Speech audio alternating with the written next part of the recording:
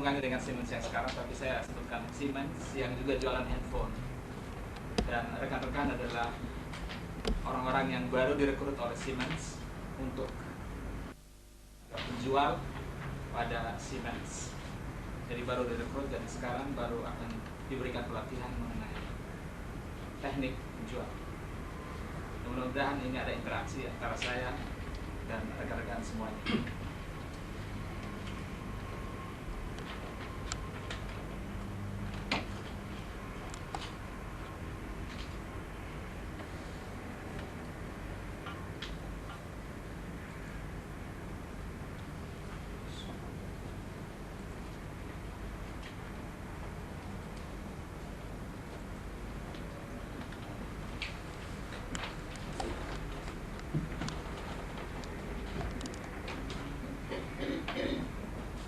Baik, selamat pagi Bapak-bapak dan Ibu-ibu semuanya.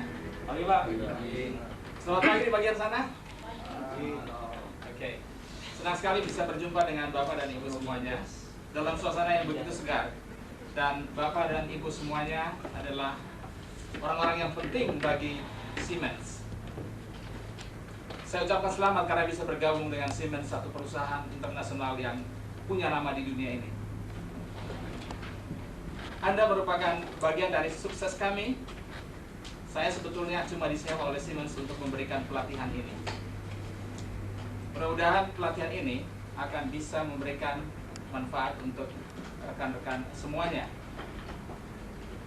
Kita mempunyai waktu yang sangat singkat, dan dalam waktu yang sangat singkat ini kita akan manfaatkan dengan baik untuk pelajaran yang saya sebutkan sebagai pengetahuan menjual. Jadi topik bahasan pada pagi hari ini adalah pengetahuan menjual, dan subtopiknya adalah teknik menjual profesional.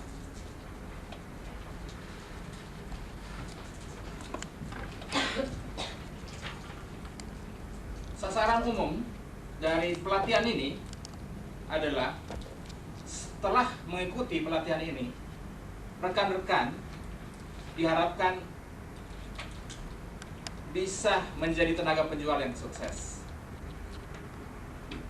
Kemudian tujuan khususnya atau sasaran khususnya adalah rekan-rekan bisa memahami pentingnya menjual produk dengan teknik yang baik.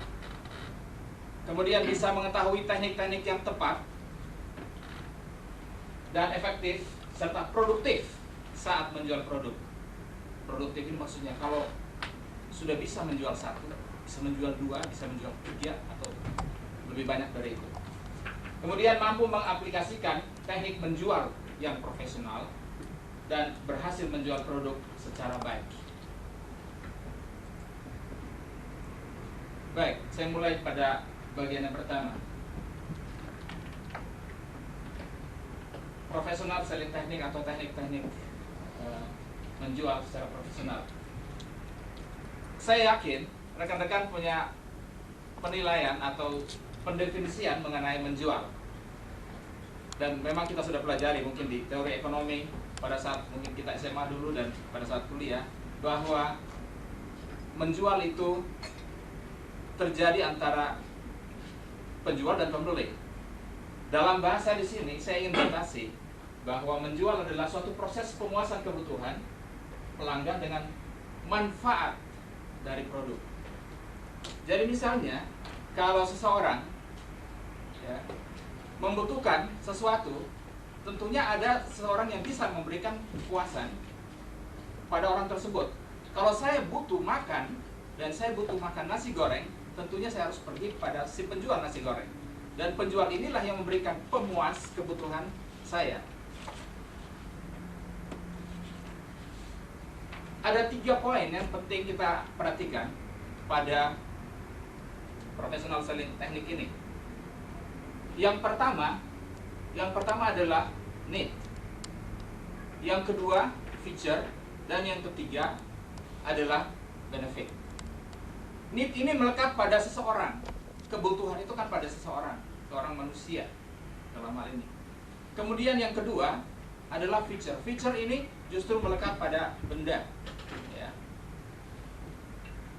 untuk definisinya mungkin rekan-rekan bisa lihat di sini. Kemudian benefit manfaat dari suatu produk, ya. Kalau saya ingin tanyakan, kalau boleh saya tanyakan, Bapak punya handphone tadi ya? Oke. Handphonenya merek apa?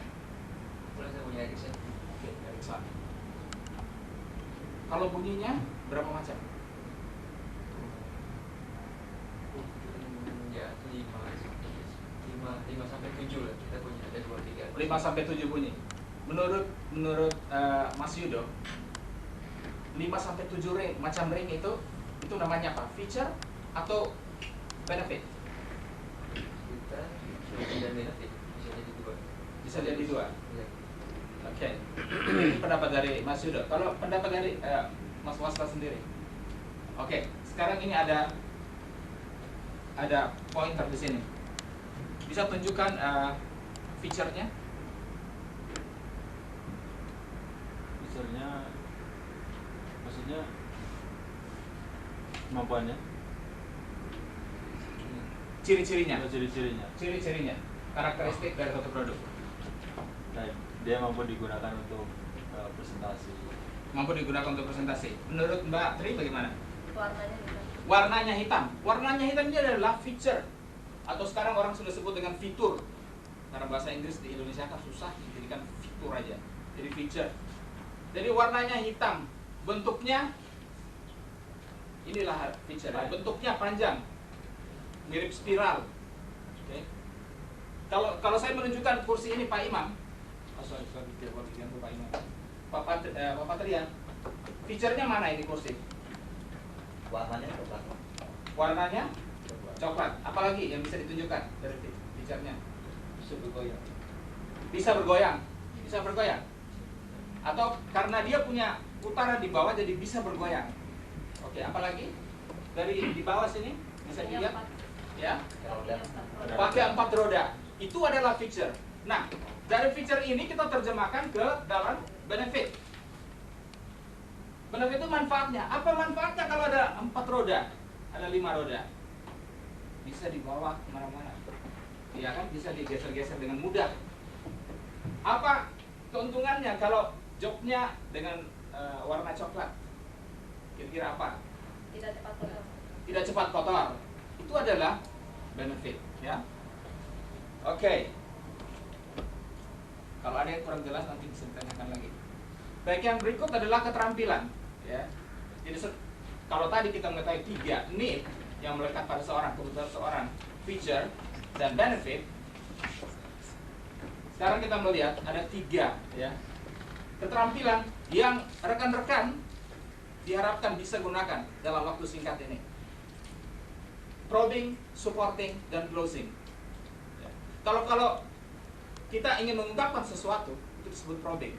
Dan kalau kita mendukung kebutuhan yang sesuai dengan keuntungan dari produk kita, supporting. Dan pada saat kita melihat orang sudah mengatakan, itu yang gua cari, langsung closing. Masih ingat iklan Polytron dari penyanyi rock yang sekarang jadi ustaz? Masih ingat? Hari Mukti, ya, Polytron. Begitu dia katakan, itu yang gua cari, bungkus itulah closing. Tapi itu dalam bahasa iklan. Nah, kalau kita dalam sales presentation tentunya kita melihat hal-hal yang seperti ini. Okay. Ada 2 macam probing, yaitu open probe dan close probe. Coba Mas Saragi bertanya kepada saya, tanyakan apa aja? Berapa stepnya? Ya? Tanya apa aja? Sembarang. Sebagai seorang konsultan di sebuah produk, apa yang Bapak lakukan, job utama Bapak lakukan? Apa yang merupakan job Bapak sebagai konsultan? Ya, itu adalah probing. Nah, probing yang seperti itu disebut dengan open probe. Coba Ibu bertanya kepada saya. Di mana rumah Pak Ferry? Di mana rumah Pak Felix? Oke, itu pasti tergolong open probe. Kalau saya mengajukan pertanyaan, apakah Anda setuju dengan kondisi ruangan ini? Itu masuk close probe. Jadi bisa lihat bedanya. Kalau open probe kita ingin membuka wawasan, orang bisa bercerita lebih banyak. Sedangkan close probe kita ingin mengarahkan kepada keinginan dari kita atau keinginan sebelumnya. Tentunya, apakah Bapak memiliki handphone? Tidak. Nah itu berarti close probe, ya atau tidak? Kalau jawabannya ya atau tidak, itu adalah close probe. Sedangkan kalau dia lebih banyak bercerita, kita membuka wawasan pembicaraan, itu open probe. Nah di sini di bawah kalau open probe tidak jalan, close probe. Kalau probe tidak jalan ya semprot aja misalnya. Oke, supporting. Dalam hal ini kalau kita melihat ada satu kebutuhan, kalau seorang dokter mengatakan, wah saya juga pusing ya, kalau lagi ikut training di sini dan misalnya ada panggilan dari rumah sakit dan saya harus tidak boleh meng-on-kan handphone saya, kan sulit ya. Saya bagaimana bisa dikontak? Kita langsung lihat, oh jadi berarti Bapak membutuhkan handphone dengan silent alarm. Lihat kebutuhannya di sana. Langsung betul sekali Pak.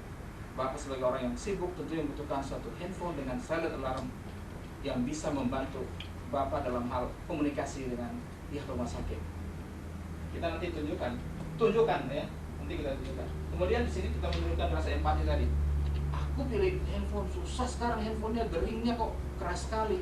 Gimana kalau aku masuk gereja atau masjid atau lagi di kelenteng, dilarang lagi jalankan handphone.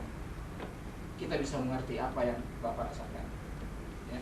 Jadi ini adalah contoh bagaimana kita melakukan supporting. Kemudian apa yang disupport? Ya tentunya pernyataan yang menguntungkan ya. Kalau pernyataan yang merugikan, kalau dia mengatakan Siemens jelek, oh ya jangan kita dukung. Tapi kalau dia bilang Siemens memang luar biasa, sudah terkenal di dunia, kita harus dukung. Bagus sekali Pak. Memang betul sekali. Setelah itu, setelah supporting, closing. Nah di sini ada dua hal ya. Pada saat melakukan closing, kita melakukan summarizing. Dan yang kedua adalah meminta komitmen atau order. Summarizing, kita men-summarize apa yang telah sepakati tadi, merupakan keuntungan ya, merupakan keuntungan dari produk kita. Itu summarizing. Kemudian kalau sudah oke, ya kita minta order. Mau berapa? Jadi setelah Bapak melihat bahwa S25 dari Siemens itu punya karakter berwarna, bagaimana kalau Bapak memesan 3? Wah kebanyakan 3, gila mau kasih siapa? Oke. Ya jadi itu minta order ya. Kemudian kapan melakukan closing? Saat ada buying signal ya, tanda-tanda membeli. Kalau orang mengatakan, oh ini yang saya cari nih, ya itu sudah buying, jelas itu buying signalnya dari ungkapan atau frasa kalimat ya, ini yang saya cari. Ada juga yang mengatakan Siemens memang oke. Itu berarti dia merupakan satu buying signal bahwa dia senang, ada acceptance itu dan dia mau membeli. Bahasa tubuh juga demikian kalau dengan demikian ya. Baik, rekan-rekan semuanya, kita sudah bersama-sama belajar dan melihat manfaat penggunaan teknik menjual yang prima, dan ini akan sangat membantu menciptakan sales. Saya minta komitmen tentunya. Bagaimana Pak Sis? Pak Sis setelah dengan training yang paling dasar ini, karena nanti 2 minggu kemudian setelah Bapak berhasil, kita akan berikan training lanjutan lagi yang mengenai selling skill ini atau selling teknik ini. Nah sekarang dengan senjata yang ada, pengetahuan yang ada secara terbatas ini, Bapak bisa menjual berapa? 2 atau 5? 6 mungkin Pak. 6, luar biasa. Luar biasa. Kalau Pak Frans berapa kira-kira? 10 Pak. Wah luar biasa. Itu memang ada satu cerita ya. Ada seseorang salesman Nokia membawa Nokia 20. Begitu dia pulang di kantor, mana Nokianya? Nggak ada, yang pulang tinggal Nokia. Jadi kalau untuk di Siemens, begitu Anda bawa Siemens 10, yang pulang tinggal Simonanya. Baik, terima kasih dan selamat pagi.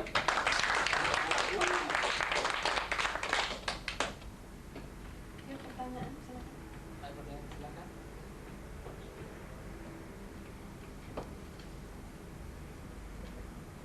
Pak, Ya. kalau kita kita tidak melihat buying signal dari si calon pembeli, apakah kita boleh melakukan closing terhadap si calon pembeli itu? Dalam arti membujuk dia atau ya katakan bagaimana supaya produk kita laku. Tadi kan Bapak bilang kalau Betul. Betul, tentunya mesti ada buying signal dulu sehingga kita bisa melakukan itu. Sebetulnya kita bisa melakukan dengan close probe. Kita bertanya kembali sehingga muncul need-nya. Karena setiap orang jelas punya need. Need itu yang kita ingin bangkitkan kembali. Mungkin dia tidak menyadari sebetulnya dia membutuhkan itu. Kita bangkitkan dengan need. Kalau kita bertanya dengan open probe, mungkin terlalu panjang nanti ceritanya. Mungkin malah seperti Pak, misalnya Pak Sis bilang, kalau dia bilang enggak, ya sudah saya udah punya, apalagi.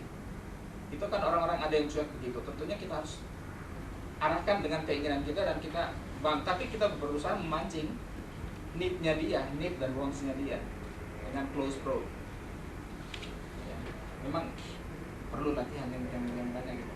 Beberapa kalimat yang kita apakah tentunya Bapak setuju, ini Ibu setuju ya?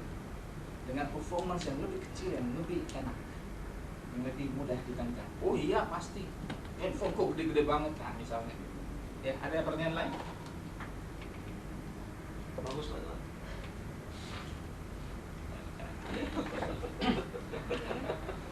Ada pertanyaan lain? Pak mau nanya Pak? Ya, silakan Saya Pak. punya Frans. pengalaman Pak. Ini semen tadi. Ya sini simak, Bapak. Iya, saya ketemu ibu, seorang ibu. Dia tanya harga semen berapa? Kok murah ya katanya gitu Pak. Nggak mau beli dia Pak. Itu apa need-nya dia ya? Katanya itu Motorola bagus apa? Mahal, jadi dia suka yang mahal-mahal gitu Pak. Betul. Gimana caranya nih Pak? Oke, kita bisa kembali dengan close probe. Tentunya, selama ini produk handphone yang Bapak gunakan adalah apa? Ibu yang Ibu gunakan apa? Kalau boleh saya tahu. Ibu klien saya. Ya oke. Lalu Ibu kan yang mengatakan ini. Iya, dia Motorola yang pokoknya mahal-mahal gitu Pak. Oh ini dari sana ini ya? Iya. Dari pengalaman sana. Dari pengalaman saya menjual. Oke. Itu kita bisa bangkitkan kembali dengan close probe lagi, ya. Dan kita tunjukkan benefit dari tentunya Ibu juga menghendaki satu performance yang bagus dari handphone. Oh iya jelas, performance lebih bagus. Dan apakah Ibu sudah mengetahui bahwa ada handphone yang berkarakter berwarna? Oh dibilang belum. Nah, seperti saya katakan tadi bahwa handphone yang berkarakter atau betul berwarna itu hanya diproduksi oleh Siemens S25. Ini berwarna ya. Coba harganya gimana? Kita arahkan ke sana ketimbang kita debat kusir masalah harga ya. Karena harga bisa bermain itu sekarang. Iya, dia masalahnya harganya murah. Karena apalagi kalau bilang harga murah gitu ya. Oke, mungkin yang Ibu maksudkan unitnya. Oke, yang bagaimana dengan ketahanan baterainya? Apakah Ibu mengetahui mengenai penggunaan baterainya? Baterainya berapa lama tahannya? Apakah 3 hari, 4 hari, atau 5 hari? Kayaknya cuma 3 hari. Saya yakin Ibu membutuhkan yang lebih lama dari 3 hari. Oh iya. Nah, S25 bisa bertahan sampai 5 hari. Oke, cukup ya? Ya, terima kasih. Terima kasih.